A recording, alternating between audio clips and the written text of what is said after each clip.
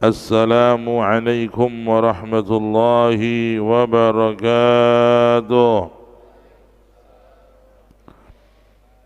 Alhamdulillah, di pagi hari ini Allah muliakan kita. Allah karuniakan kepada kita berbagai bahkan berjuta nikmat, khususnya kita dihadirkan di majlis ilmu, diberikan kepada kita kesehatan, keselamatan. Maka bersama-sama kita memuji Allah dengan ucapan alhamdulillahi rabbil alamin. Dan mari kita hiasi majlis kita dengan banyak salawat kepada Nabi, dengan banyak ingat kanjeng Nabi. Hati yang ingat kanjeng Nabi, hati yang senang, hati yang asyik dengan Rasulullah, hati yang tenang. Orang yang selalu banyak salawat kepada Nabi, maka orang itu akan mendapatkan segala season kehidupannya penuh dengan ketenangan dan kesenangan. Karena beliau adalah pintu rahmatnya Allah yang paling besar. Wa ma arsalnaka illa rahmatan lil alamin. Pintu kasih sayang Allah yang paling besar adalah Kanjeng Rasul. Kalau panjenengan memperbanyak mengingat Rasul, bersalawat kepada Rasul, maka rahmat Allah begitu besar mengenai sampean. Dan segala kebaikan itu sampai kepada kita karena kasih sayang Allah. Karena itu secara khusus Nabi pun memerintah kita di dalam majlis banyak salawat. Beliau bersabda, zayyinu majalisakum bis salati alayya. Hiasi majlis kalian dengan banyak salawat kepadaku. Kalau kita majlis, banyak salawat kepada Nabi. Kalau kita duduk dengan keluarga, akhiri dengan salawat. Kalau kita lagi ngobrol sama istri, sama anak-anak, sama teman, kita sambil baca salawat. Kata Nabi, hiasi majlis kalian, duduk-duduk kalian dengan salawat kepadaku. Allahumma salli ala Muhammad, sallu ala Nabi Muhammad, sallu ala Nabi Muhammad, sallallahu alaihi wa ala alihi wa sahbihi ajma'in. Bapak Ibu sekalian rahimakumullah, semua ajaran yang dibawa oleh Kanjeng Nabi, yang diwariskan kepada para sahabat-sahabatnya, telah ditulis, telah dikodifikasi dengan baik, dan semuanya itu bermuara kepada dua sumber terbesar, yaitu Al-Quranul Karim, kemudian hadis Nabi atau sunnah Nabi. Lalu ditambah lagi dengan dua hal yang menjadi sumber syariat kita. Yang ketiga, yang pertama tambahannya yaitu al-ijma', aklamasi, kesepakatan. Kemudian yang keempat adalah al-qiyas. Empat inilah yang menjadi sumber hukum syariat. Empat inilah yang menjadi sumber hukum untuk kita memahami syariat Kanjeng Nabi sallallahu alaihi wasallam. Yang pertama Al-Quran. Al-Quran, di dalamnya segala hal telah difirmankan oleh Allah, dan segala hal apa yang dibutuhkan manusia sudah ada pada Al-Quran kalamullah. Allah mengatakan dalam Al-Quran, ma farratna fil kitabi min syai'. Tidak ada yang ketinggalan. Tidak ada yang ketinggalan dalam Al-Quran tuh. Apa saja yang dibutuhkan manusia, urusan dunia, urusan agama, urusan akhirat, sudah ada di Al-Quran. Karena itu orang mukmin jangan sampai dicuci otaknya oleh orang-orang liberal. Orang mukmin jangan sampai digeser akidahnya oleh orang-orang yang berpikir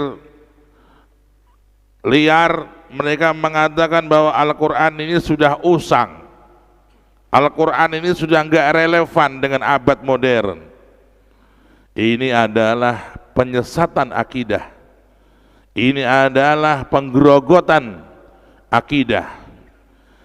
Orang mukmin harus yakin bahwa Al-Quran adalah firman Allah yang selalu relevan untuk setiap zaman, untuk seluruh dunia, dengan segala macam bangsanya, budayanya, dan segala macam gaya hidup mereka. Al-Quranul Karim dijaga oleh Allah dari keusangan. Al-Quranul Karim dijaga oleh Allah dari yang namanya tidak sesuai dengan zaman. Dia selalu update, dia selalu baru, dia selalu relevan untuk setiap zaman, setiap keadaan, setiap bangsa, setiap kelompok, dimanapun mereka di belahan bumi yang kita tempati ini. Karena itulah An-Nabi Sallallahu Alaihi Wasallam diutus oleh Allah untuk seluruh manusia. Zaman dahulu nabi-nabi diutus untuk kaumnya sendiri, Rasul-Rasul diutus untuk bangsanya sendiri. Nabi Allah Musa diutus untuk bangsa Israel, Nabi Allah Ibrahim diutus untuk bangsanya, Nabi Allah Nuh diutus untuk bangsanya, Nabi Allah Isa diutus untuk bangsanya.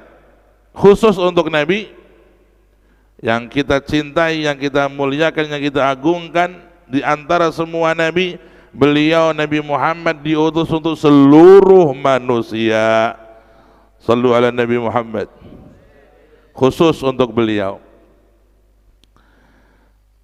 Dan lebih khusus lagi, setiap nabi, setiap rasul, setiap manusia yang diutus membawa wahyu dan risalah oleh Allah pada zaman dahulu, ketika mereka beliau-beliau yang mulia itu wafat, maka syariatnya terputus.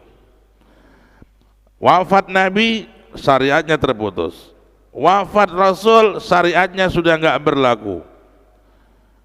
Kecuali khusus untuk Nabi kita Muhammad Sallallahu Alaihi Wasallam, syariat beliau, ajaran beliau terus, walaupun beliau sudah wafat, hidup terus syariat beliau, hidup terus sampai abad kedua, ketiga, keempat, sampai abad 15 sekarang ini, dan sampai nanti hari kiamat dia akan selalu dijaga oleh Allah.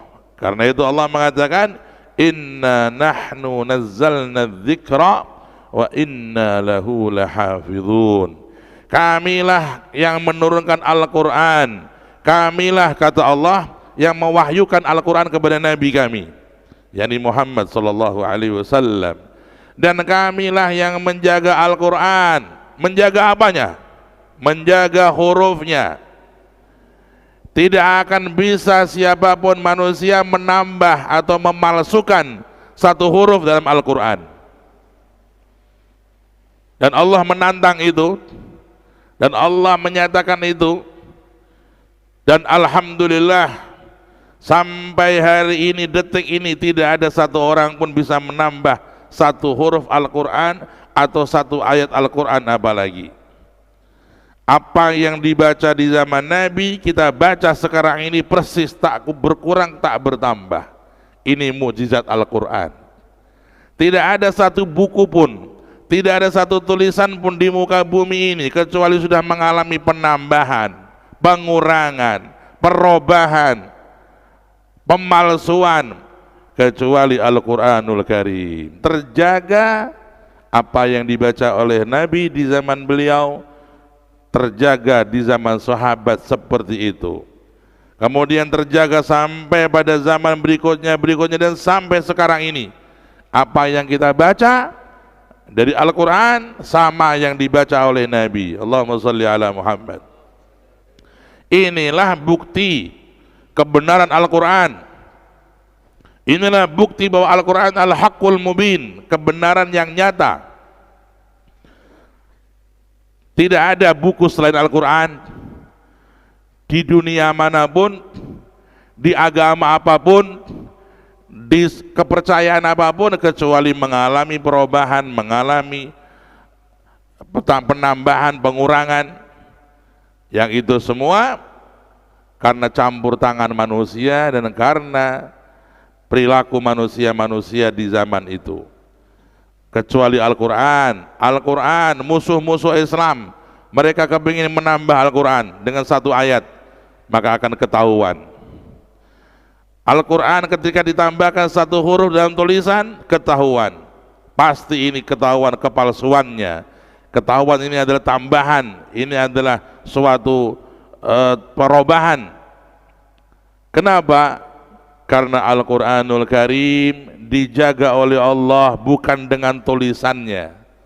Al-Quranul Karim dijaga oleh Allah dengan dua. Pertama, dengan adanya ulama-ulama yang menghafal Al-Quran di hati mereka, menghafal Al-Quran dengan amanah, dengan jujur, dengan segala rasa tanggung jawab, sehingga apabila ada penambahan atau pengurangan, ulama-ulama ini bisa menyatakan kesalahannya dan bisa membuktikan perubahan-perubahannya.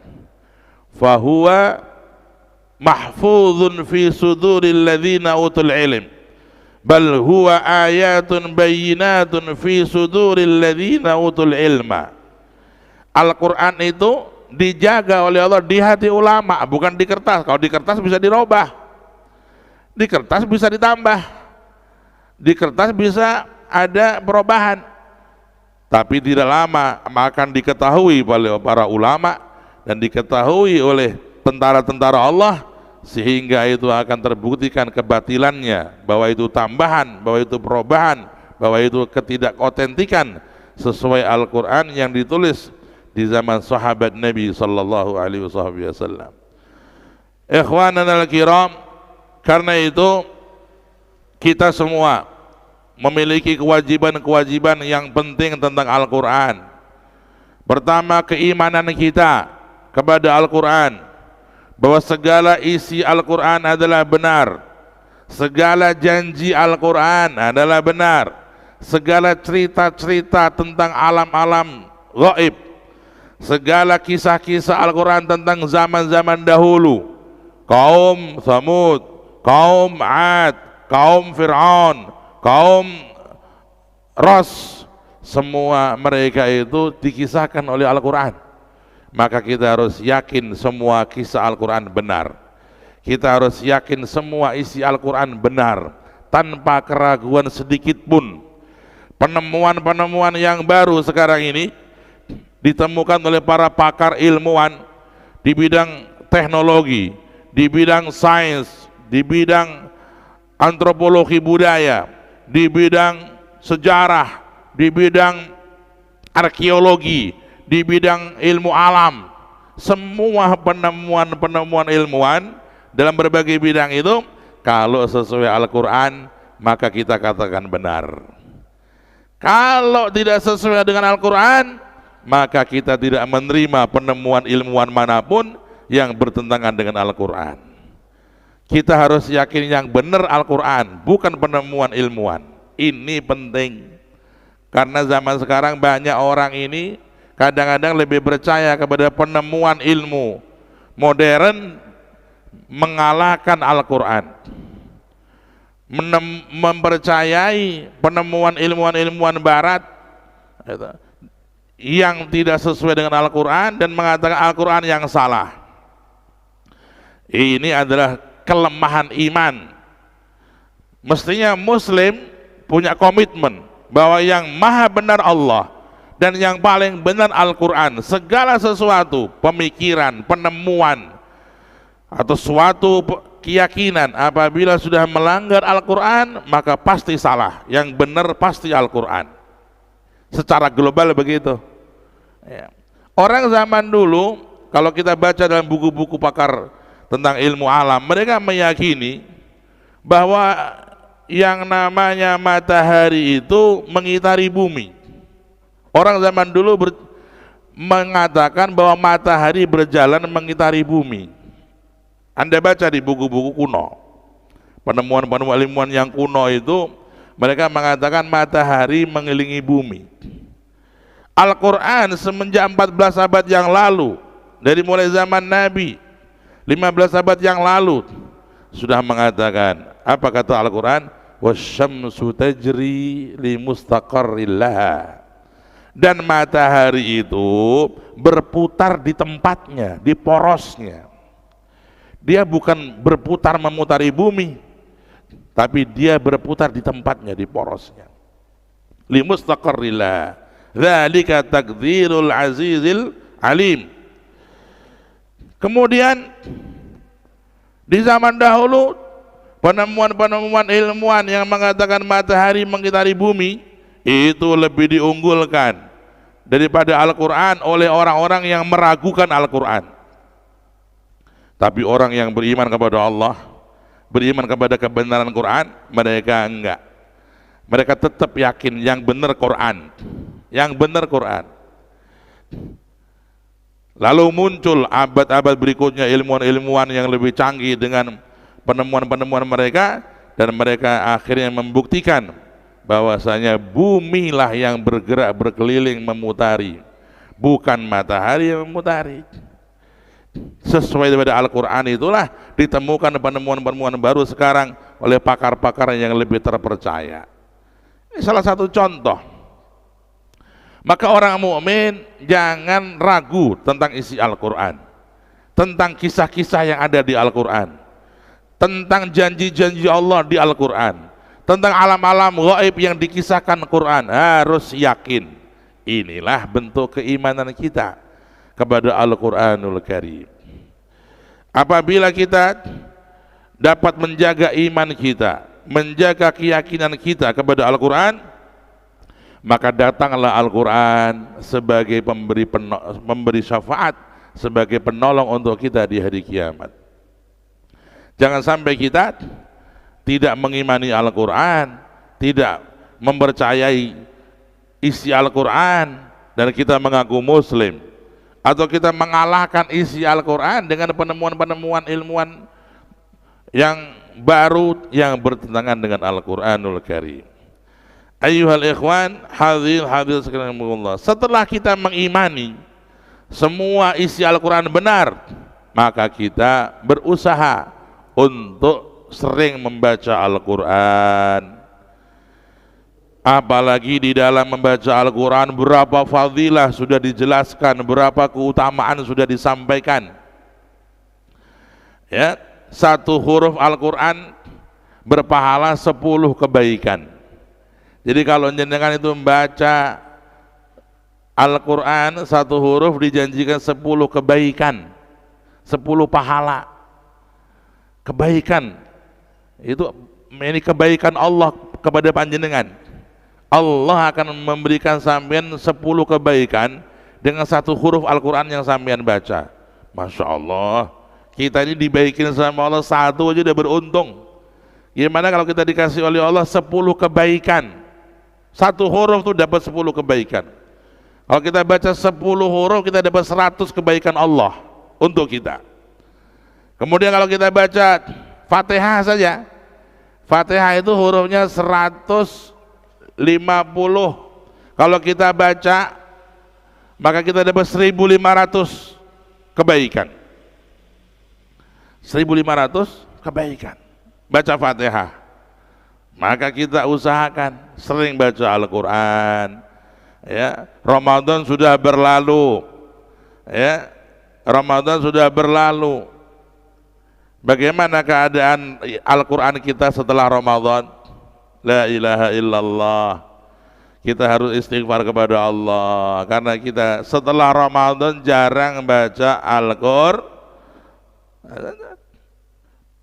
Sampai dikatakan dalam satu riwayat, akan datang satu zaman nanti orang ibadahnya itu hanya Ramadan. Kalau enggak Ramadan enggak ibadah. Saniki ngoten niku tiyang takoni, "Lho, Lik, mboten maca Quran?" Ya Quran nyongko to sasi poso to. Jadi kaya-kaya maca Quran iki sasi poso tok. nek ora Ramadan, ora sasi poso, ora sah maca Quran. Nah, ini gobloknya kita ini. Itu sesatnya orang yang berpikir di zaman kita ini. Tiap hari bacalah Al-Quran, tiap hari. Rasulullah tiap hari baca Al-Quran. Allahumma sholli ala Muhammad. Para sahabat tiap hari baca Al-Quran. Para ulama, orang-orang salaf, mereka selalu baca Quran. Ada yang satu hari sekian juz, ada yang satu hari sekian juz. Wow, macam-macam itu. Imam Nawawi sudah kisahkan dalam kitab Tibyan bagaimana orang dahulu interaksinya dengan Al-Quran. Ada yang khatam, tiap hari baca Qurannya itu khatam sampai Al-Quran satu kali khataman. Tiap hari khatam. Nah, kita setahun sekali khatam kira-kira iso istiqomah apa ora. Ya, kita muhasabah aja. Bisa nggak kita tiap tahun khatam Quran sekali? Ini udah pertanyaan besar, tanda tanya besar ini. Kalau enggak, maka kita perlu ngrogoi dodone didandani amaliyai. Kita gara-gara urusan HP, urusan medsos kita enggak khatam Quran setahun, bahkan sekalipun enggak khatam. La ilaha illallah. Bagaimana ini? Kita harus menangis kepada Allah tentang kerugian kita yang besar ini. Orang zaman dahulu mendapatkan karomah dari seringnya baca Al-Quran. Diceritakan tadi dalam kitab yang dibaca bahwasanya seorang ulama di Hadramut namanya As-Sayyid As-Syarif Al-Habib Muhammad bin Hasan Jamalul Lail, ulama besar di Hadramut. Beliau itu mendapatkan karomah dari Allah saking seringnya baca Al-Quran, itu beliau sampai ludahnya itu terasa seperti madu manis. Ludah beliau dibikin manis oleh Allah seperti madu. Yataladzaz, beliau merasa nikmat yang luar biasa ketika baca Al-Quran. Ini karomahnya. Imam Muhammad Jamalul Lail begitu hebatnya ahli Al-Quran sampai ketika baca dikasih karomah oleh Allah, ludah beliau itu terasa manis seperti madu, kamal asal. Radhiyallahu anhu. Inilah karomah yang Allah berikan kepada orang yang sering baca Al-Quran. Kemudian ada lagi ulama zaman dulu, Al-Imam Nafi'. Al-Imam Nafi'. Al-Imam Nafi' itu seringnya baca Al-Quran, menjadi sebab Allah kasih beliau karomah sehingga kalau bicara mengeluarkan aroma wangi. Kanat tafuhu minhu raihatul misik. Imam Nafi' ini kalau beliau bicara ngendika niku medal saking ngendikane niku to aroma wangi. Nek cara Jawa niku abab. Ababe niku wangi. Saking seringnya maca Quran. Kalau ngendika ngucap keluar aroma wangi menyebar kepada orang sekitarnya. Bukan aroma gosok gigi Pepsodent, bukan aroma odol, ya, aroma yang wangi seperti kasturi menyebar ke sekeliling beliau ketika beliau berbicara. Dari barokahnya beliau ahli Quran, sering baca Quran, setiap saat baca Al-Quran. Inilah orang-orang yang karomah tentang Al-Quran. Di Indonesia nggak kurang-kurang banyak kiai-kiai kita, banyak ulama-ulama kita mendapat karomah dengan berkah Al-Quran. Kalau jenengan ke Jogja ngapain ke Jogja? Halo, ke Jogja ngapain? Ke Jogja ke Maliburu. Ke Jogja kita healing, ke Jogja kita jalan-jalan. Ya ke Jogja jalan-jalan boleh, kalau bisa ziarah makomnya ulama. Gitu bapak-bapak. Biasain kalau kita masuk kota manapun, di samping kita ada hajat bisnis atau hajat kita mungkin ngajak liburan keluarga, tanya dong, di kota ini ada nggak ulama? Ada, sudah meninggal dunia, ziarah ke makomnya. Ada yang masih hidup, bisa ketemu, bisa silaturahim, usahakan ketemu dengan dia. Itu namanya orang pecinta ulama. Kita udah ke Jogja berapa kali nih? Udah 20 kali mungkin. Apakah kita pernah mendengar di sana ada ulama ahli Quran? Al-alim ar-rabbani, sahibul Quran, Asy-Syaikh Munawwir Krapia.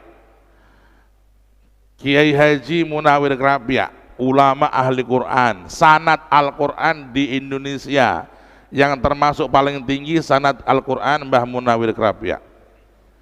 Beliau mengambil Al-Quran langsung dari Mekah, dari Syekh Al-Alim Al-Allama Syekh Mahfud Termas. Orang Termas jadi ulama besar di Mekah, namanya Syekh Mahfud bin Abdullah bin Abdul Mannan Al-Termasi, menjadi guru besar Al-Quran di Mekah. Itu Kiai Munawwir ngaji di Mekah. Kemudian Al-Quran yang beliau ambil di Mekah diajarkan di Krapia. Berapa ribu kiai yang hafid Quran di tangan beliau. Wa kana min karamatihi, termasuk dari karamahnya Syekh Munawwir Krapia, beliau tiap malam Jumat sering di ketemuan Nabi Khidir alaihi salam. Nabi Khidir bertamu. Ketemu sekali aja udah keramat orang ini tiap malam Jumat. Nabi Khidir datang bertamu kepada Kiai Munawwir Krapia untuk mendengarkan Al-Quran, bacaan-bacaan dari Syekh Munawwir Krapia rahimahullah wa a'ada alaina min barakatih, amin Allahumma amin. Kalau kita ke Jogja, usahakan ziarah. Jangan kita ke Jogja hanya urusan dunia, sempatin. Oh, di sini ada ulama nih ahli Quran, ziarah. Kita doa tawassul di situ. Itu untuk diri kita, anak kita, biar dapat syafaatnya orang alim ini, waliullah ini. Bisa kita doa juga hajat kita biar anak-anak kita ahli Quran. Amin Allahumma amin. Atau ke kota lain atau ke ulama lain, di kota lain kita ketemu ziarah ulama yang lain. Dikatakan oleh para ulama bahwasanya di antara tempat-tempat mustajab doa diterima oleh Allah dengan cepat adalah makamnya para wali. Kuburan para wali tempat-tempat mustajabnya doa. Bagaimana bisa? Ada ajarannya. Rasulullah, Allahumma shalli ala Muhammad, beliau ketika akan Isra Mi'raj ke langit bertemu Allah, beliau diajak mampir oleh malaikat Jibril ke kuburan Nabi Musa. Kanjeng Rasul mau ke langit, mau ketemu Allah, ini urusan gede nih, urusan paling enak nih ketemu Allah nih. Mampir dulu ke kuburan. Kita mampir dulu ya Nabi Muhammad ke kuburan. Kuburan siapa wahai Jibril? Kuburan Nabi Musa. Sampailah Nabi Allah Muhammad ke kuburan Nabi Musa, dan Nabi Muhammad cerita di Sahih Muslim, ketika aku sampai di kuburan Nabi Musa, aku melihat Nabi Musa di alam kuburnya sedang sholat. Fara'aitu Musa yusalli fi qabrih. Aku melihat Nabi Musa sedang sholat di alam kuburnya. Ini ilmu gaib semua, tapi kita harus yakin. Oh, Nabi cerita, kata ngaku iman sama Nabi, ya, percaya. Shallu ala Nabi Muhammad. Kata Nabi Muhammad, aku melihat pada malam Isra Mi'raj mampir ke makam Nabi Musa. Aku ngelihat Nabi Musa sedang sholat di kuburannya. Fara'aitu Musa yusalli fi qabrih. Selesai di situ, oh belum. Malaikat Jibril berkata kepada Nabi Muhammad, ya Rasulullah, turunlah engkau sholat 2 rakaat di kuburan Nabi Musa ini, engkau sholat 2 rakaat. Rasulullah naik buruk nih, diminta turun oleh malaikat Jibril. Fanazal, turunlah Nabi Muhammad dari buruk. Kemudian beliau sholat di kuburannya Nabi Musa. Sholat itu apa? Doa. Sholat itu apa? memanggil Allah, disuruh sholat di kuburan Nabi Musa alaihissalam. Ini mau ke langit, mau ketemu Allah, mampir kuburan dulu. Ini kuburannya Nabi Musa, bukan sekedar kuburan. Nah, jadikan kebiasaan tuh Bapak Ibu. Kalau lagi mungkin tanggal merah, libur panjang, mau ke kota ini, kota itu, tanya, ada nggak makomnya ulama, kuburannya waliullah di kota ini? Oh, kali ini bisa ziarah wali fulan, kapan-kapan datang lagi wali fulan.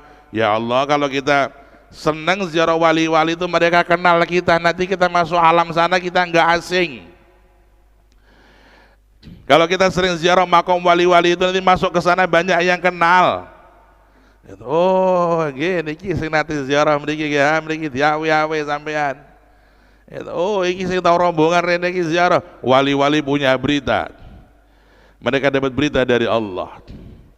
Wa qul i'malu fasayarallahu 'amalakum wa rasuluhu wal mu'minun wa saturadduna ila 'alimil ghaibi wasyahadah.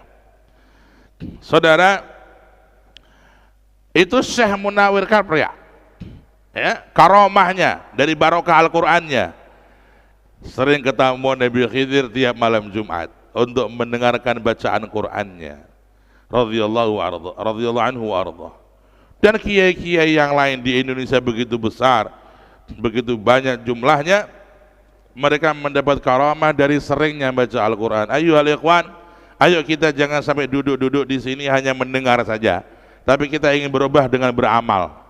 Rencanakan dalam hidup ini tiap hari kita baca walaupun 1 juz. Amin Allahumma. Amin Allahumma.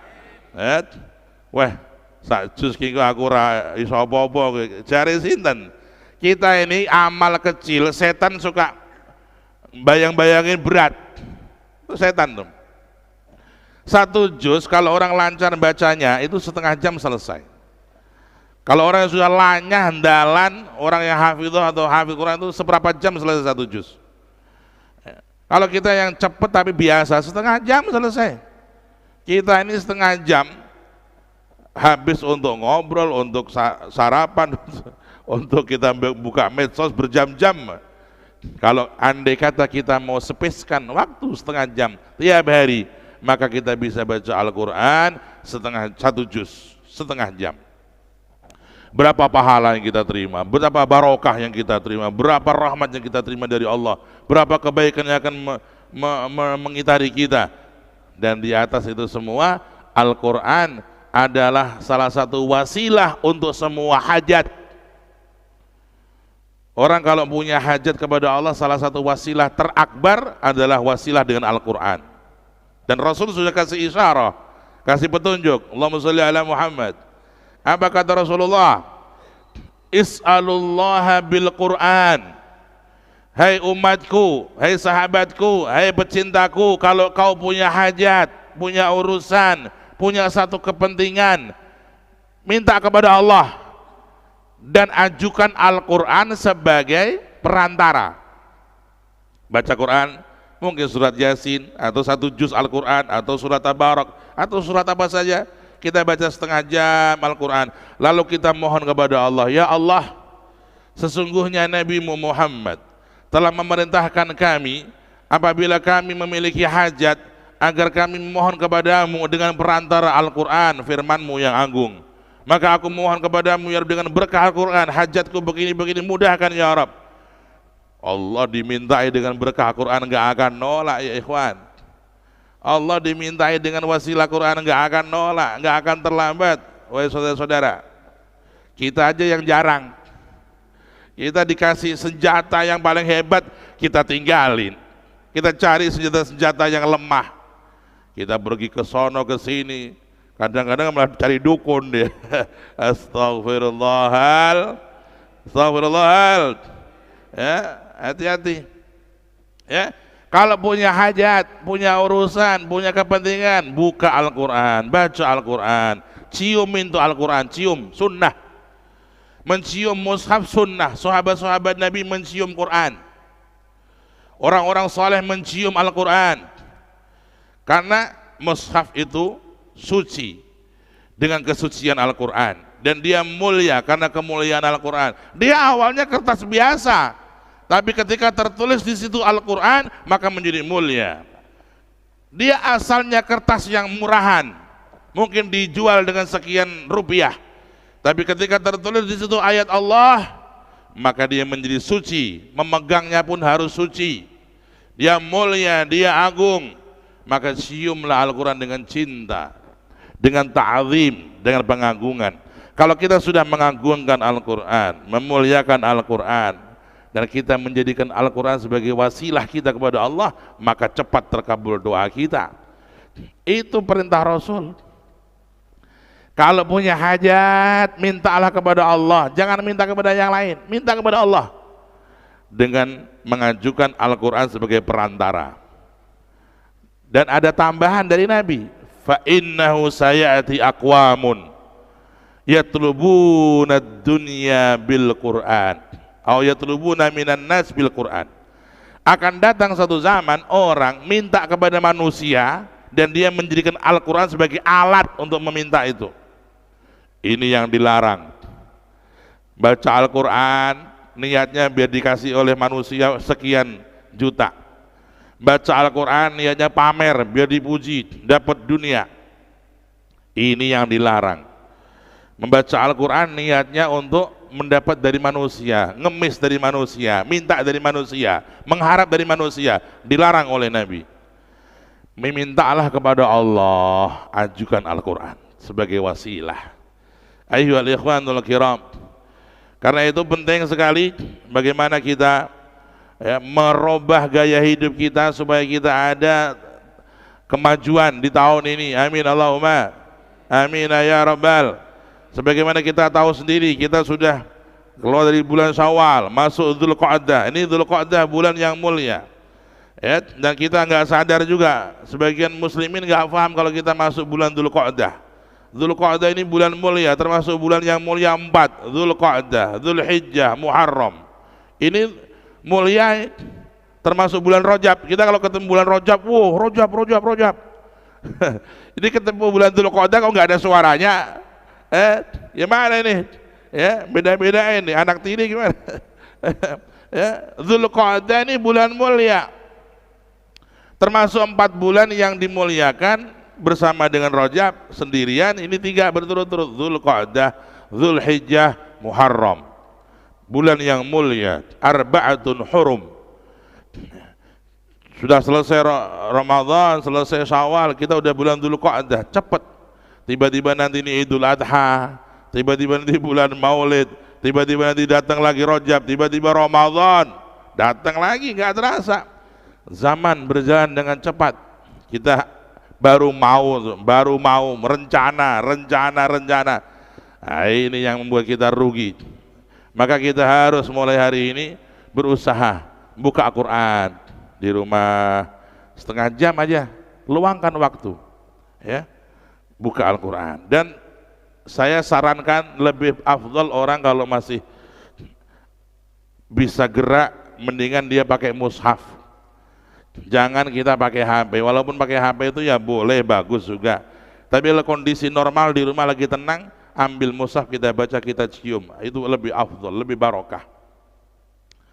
Ya, kalau di perjalanan, mau kita di bis, kita di pesawat, atau kita di kapal, atau kita di kereta, di mobil, kita sambil baca mushaf dari aplikasi Quran, bolehlah, ya, bagus, memanfaatkan waktu.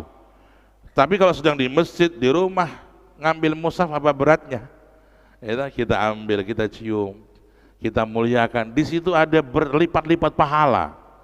Ada mengambil Quran berjalan kaki, ini sudah pahala. Nanti kita memegangnya dengan ta'zim, dengan memuliakan, pahala. Kiai-kiai kita dulu ngajarkan kalau kita megang Quran nggak boleh begini, seperti kita bawa tas. Al-Quran dipegang dengan diposisikan di dada begini. Ini cara ulama dulu mengajarkan adab kalau bawa Quran begini, di dada. Nggak boleh begini, Pak, mohon maaf. Nggak boleh, makruh, ya, kurang bagus. Kemudian ketika kita membuka mushaf, kita memandang mushaf, memandang mushaf itu termasuk pahala. Waqad athbata katsir minal ulama anna an-nazar fil mushaf ibadah. Banyak ulama sudah mengisbatkan bahwa memandang Al-Qur'an itu adalah ibadah. Melihat, walaupun kita sudah hafal, tetap kita dianjurkan melihat. Melihat Al-Qur'an, melihat mushaf ibadah. Ba'duhum, sebagian mereka mengatakan ada 4 yang dipandang ibadah. Al-awwal al-Ka'bah. Mandang Ka'bah nih ibadah, Pak. Dengan cinta, dengan ta'zim, simbol kebesaran Allah, Ka'bah. Abroha superpower mau menghancurkan Ka'bah, dihancurin sama Allah. Ka'bah simbol kemuliaan Allah. Kita lihat bagaimana berduyun-duyun manusia, berjuta-juta orang untuk kepingin ke Mekah, ya. Dan sudah mulai sebentar lagi pemberangkatan haji pertama kali ke Mekah tahun ini. Mudah-mudahan semua jamaah haji selamat. Amin Allahumma amin ya rabbal. Terutama para jamaah kita yang sering di majlis kita, Allah berikan kemudahan dan haji mabrur. Amin Allahumma amin ya rabbal alamin. Ya. Dulu Masjid Muhajirin sering ada acara itu, apa namanya, pemberangkatan itu, apa, selamatan keberangkatan jamaah haji Banyumanik. Nanti kalau kepulangan juga ada tasyakuran begitu. Dulu zaman berapa tahun yang lalu. Ya, intinya ya, Mekah, Ka'bah ini termasuk simbol kemuliaan. Kita melihat Ka'bah ini ibadah, Pak. Dan ada satu hadis yang diriwayatkan oleh para ulama dalam bab fadail, ya, sesungguhnya Allah menurunkan 120 rahmat setiap hari di sekitar Ka'bah. 60 rahmat untuk yang sholat di depan Ka'bah, di sekitar Ka'bah. 40 untuk yang 60 untuk yang tawaf. Maaf. Sesungguhnya Allah menurunkan 120 rahmat di sekitar Ka'bah setiap hari. Kemudian 60 untuk yang tawaf. Yang tawaf ini dapat 60. Yang sholat depan Ka'bah dapat 40 rahmat. Tawaf capek, sholat masih belum kuat, mandang doang, ngelihat aja tuh, dapat 20 rahmat. Masya Allah, 20 rahmat. Guru kami dulu, Al-Imam Al-Habib Muhammad Al-Haddar, itu punya satu kebiasaan yang unik. Kalau depan Ka'bah beliau duduk sebentar, matanya beliau pandangan ke Ka'bah, terus dipejemin lagi, mandang lagi, pejemin lagi, mandang lagi, terus begitu 10 kali kira-kira. Fasu'il, gimana Habib kok kedip-kedip terus? Dia bilang, saya niat mandang Ka'bah, setiap kedip buka lagi dapat 20, nanti buka lagi 20 lagi, buka lagi 20 lagi. Kalau 20 kali 10 udah berapa tuh? Udah 200. Oh, Masya Allah, cerdas nih. Banyak-banyak mandang Ka'bah ketika di Mekah. Mudah-mudahan Allah berikan kita kemuliaan bisa ke Mekah. Amin Allahumma amin ya rabbal. Yang kedua yang dipandang merupakan ibadah Al-Quran. Mandang mushaf ibadah. Wa yuqal, dikatakan di antara faedah orang yang sering baca Al-Quran dengan memandang, Allah menjaga matanya dari kerabunan. Allah menjaga matanya dari penyakit-penyakit yang membuat dia buta. Dijaga oleh Allah. Dijaga oleh Allah. Karena barokahnya memandang Quran. Sama orang kalau sering menggunakan matanya untuk maksiat, ya, ngelihat hal yang haram, ngelihat hal yang memalukan, itu sama Allah dikasih penyakit-penyakit tuh. Na'udzubillah kalau nggak segera taubat. Ya. Begitu juga kalau kita mandang mushaf ibadah, mandang mushaf ibadah. Ats-tsalits, ketiga, mandang yang ibadah, mandang orang tua. Lihatlah wajah orang tuamu, ibumu dengan cinta dan sayang dan memuliakan, itu ibadah. Waqad ruwiya fil hadits, ada hadis walaupun dhaif tapi ini untuk kemuliaan, untuk fadilah. Man nadhara ila wajhi abihi wa ummih kataballahu lahu thawaba hajjin wa umrah. Barang siapa yang memandang wajah bapak ibunya dengan sayang, nah catatan dengan sayang, bukan pandangan ya, curiga atau pandangan seperti marah, na'udzubillah ya, memandang wajah orang tua dengan cinta dan sayang. Hadis di Jami'us Shaghir dinukil oleh Imam Suyuti, maka Allah menulis bagi dia pahala haji umrah. Mau haji umrah gampang, duduk sama bapak ibu, pandang wajahnya dengan senyum, dengan sayang. Ini memandang wajah orang tua adalah ibadah, memandang dengan kasih sayang. Yang keempat, termasuk memandang yang ibadah, memandang kepada orang-orang yang saleh dengan cinta, dengan memuliakan. An-nadhar ila wujuhil ulama, ya, memandang wajah orang alim dengan cinta karena Allah, ya, memuliakan karena Allah. Ini adalah termasuk daripada ibadah. Karena itu sahabat-sahabat Nabi dulu, mereka menjadikan memandang Rasulullah sebagai satu kemuliaan, sebagai khususiyah ya. Maka sahabat-sahabat Nabi dulu itu ada yang di akhir hidupnya, mereka ketika sudah melihat banyak sahabat yang wafat, mereka menjadikan memandang Rasulullah, bertemu dengan Rasulullah, bersalaman dengan Rasulullah sebagai satu khususiyah. Sayyiduna Anas bin Malik di akhir umurnya di Basrah, setelah wafatnya Rasulullah sekitar 50 tahun lebih, Imam Anas bin Malik sahabat Nabi berdiri di Masjid Jami'. Ayuhan nas, para jamaah, tangan saya ini pernah salaman dengan Rasulullah.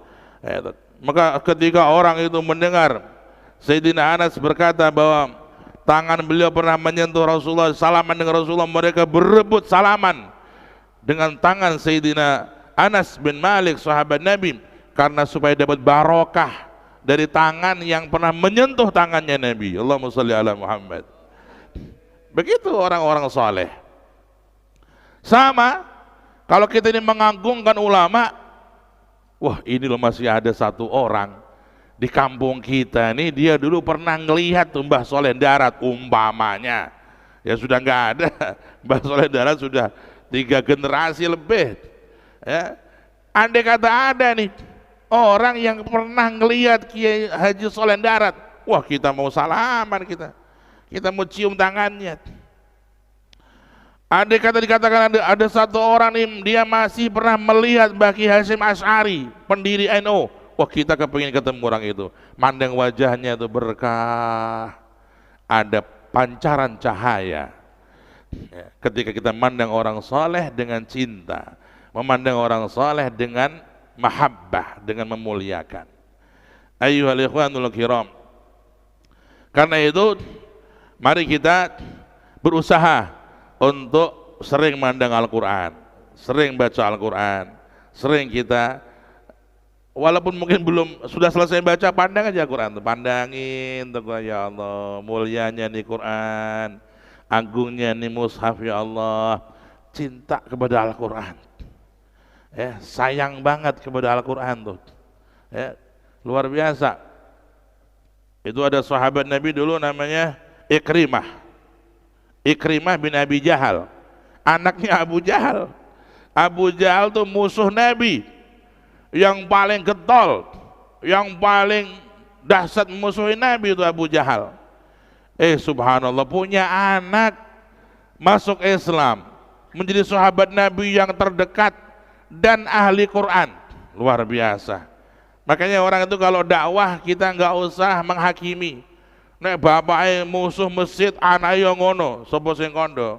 Kadang-kadang bapaknya musuh masjid, anaknya muadzin. Itu kita nggak usah menghakimi, jangan menjustifikasi orang itu ahli neraka semua. Na'udzubillah. Kita berharap walaupun bapaknya belum ke masjid, mudah-mudahan anaknya cinta masjid.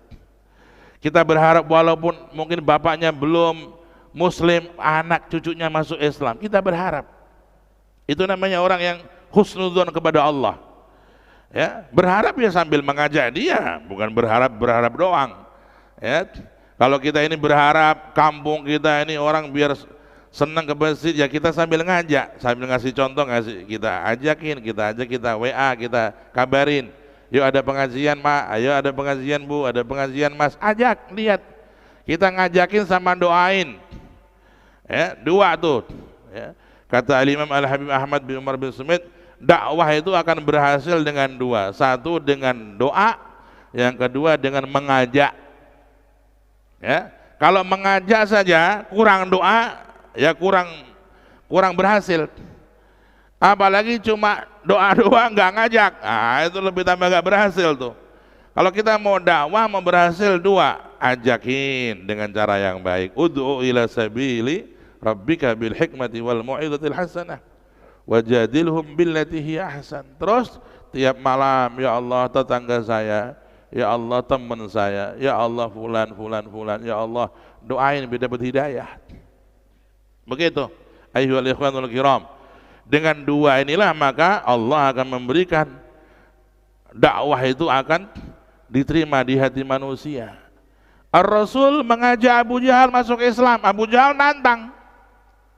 Abu Jahal tahu Nabi Muhammad itu adalah seorang Rasul, tapi dia takut tak kalah pamor. Karena di Mekah dia yang paling dimuliakan. Wah, kalau aneh iman sama Muhammad nanti kekuasaan diambil dia semua nih. Dia gila kekuasaan, gila jabatan tuh Abu Jahal. Padahal dia tahu Nabi Muhammad itu Nabi bener. Dia faham Nabi Muhammad dengan segala kelebihannya. Sebab Abu Jahal dengan Nabi Muhammad itu teman main Pak, mulai bayi, mulai kecil. Main bareng Abu Jahal dengan Kanjeng Nabi. Seumuran. Dia tahu banget Nabi Muhammad kelebihannya, keunggulannya, kehebatan akhlaknya. Tapi dia nggak mau beriman karena takut kalah pamor, karena takut kehilangan kemuliaannya di Mekah. Dia musuhin Nabi. Rasulullah mengajak dia dengan baik, dia kasar, dia ngelawan dengan kasar sampai ingin membunuh Nabi. Sampai akhirnya Abu Jahal termasuk orang yang mati di perang Badar dalam keadaan kafir, wal'iyadzubillah. Dan yang hebatnya tuh Nabi udah tahu dari Allah, besok perang Badar, Kanjeng Nabi malam-malam atau pagi-pagi sudah ke tempat peperangan.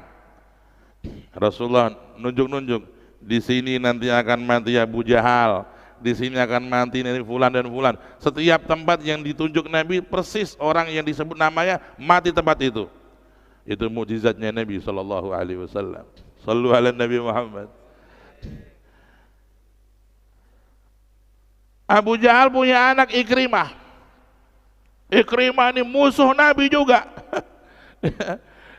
Musuh Nabi awalnya, getol dia. Tapi di akhir hidupnya dia dapat hidayah, subhanallah. Ikrimah ini Rasulullah pernah mimpi masuk surga. Allahumma shalli ala Muhammad. Kemudian di surga itu ada pohon seperti namanya idkhir. Rasulullah tanya, ini pohon apa? Pohon idkhir. Pohonnya siapa? Ini pohon untuk Abu Jahal. Rasulullah heran. Mali Abi Jahal wal jannah. Abu Jahal punya sesuatu di surga. Nabi yang tahu gaib hanya Allah. Nabi tahu kalau dikasih bocoran, enggak tahu Nabi. Kok Abu Jahal punya pohon di surga? Nabi heran. Abu Jahal punya pohon di surga, Nabi heran. Mali Abi Jahal wal jannah, apa? Dengan sebab apa Abu Jahal punya pohon di surga? Nabi belum tahu. Wallahu a'lam. Semua ilmu dari Allah. Nabi Muhammad tahu gaib, iya, tapi dari Allah kasih tahu. Wala yuhituna bi syai'in min ilmihi illa bima syaa. Ada wali katanya tahu gaib, ya kalau Allah kasih tahu. Ada kiai katanya bisa ngelihat hal-hal yang akan terjadi, ya kalau Allah kasih tahu. Kalau Allah nggak kasih tahu ya nggak bisa. Nabi Muhammad nggak tahu, ini kok ada pohonnya Abu Jahal di surga, nih gimana ini ceritanya? Abu Jahal musuhin kita, mau membunuh kita, kok punya pohon di surga? Ketika di akhir umur Rasulullah melihat Ikrimah anaknya Abu Jahal masuk Islam. Rasulullah tahu takwil mimpi beliau. Oh, ini takwil mimpi saya ini. Kok ada punya pohon di sorga, ternyata anaknya itu tadi Abu Ikrimah masuk Islam. Ya, dengan proses yang panjang lah, ya masuk Islam. Tetapi alhamdulillah setelah masuk Islam, Ikrimah ini membaik Islamnya. Ahli Quran, ahli ngaji, ya seneng Al-Quran luar biasa, sampai diceritakan beliau kalau baca Quran berjam-jam, nanti kalau sudah selesai baca Quran itu Qurannya mushaf diangkat di kepala beliau, beliau berkata hadza kalam Rabbi, ini firman Allah sambil menangis, kadang-kadang sampai pingsan radhiyallahu anhu warḍah. Iman kalau udah masuk ke hati manusia luar biasa. Hidayah kalau sudah Allah pilihkan kepada orang tertentu dahsyat luar biasa. Maka kita tidak boleh menjustis orang itu nggak akan dapat hidayah. Kita nggak boleh pesimis. Yuk ajakin orang itu pengajian tuh, angel wong ki angel ki. Terus kita stempel neraka. Itu kita ngecap orang ahli neraka. Waliyadzubillah, jangan. Kita tetap harus ngajak. Jangan pernah kita putus asa atau kita menjustis orang tuh ahli neraka, jangan. Ajak terus, ajakin ya. Dan doain. Ya, urusan hidayah Allah, urusan taufik itu Allah, urusan akhiran orang itu Allah yang tahu. Kita nggak bisa menjustis orang. Kadang-kadang mungkin awalnya begitu rusak, tengah-tengahnya begitu rusak, akhirnya meninggalnya bagus, masuk Islam atau dia tobat atau hijrah, wafatnya bagus, indah, di masjid sedang sholat, Allahu Akbar. Kalau Allah mau, siapa yang nolak?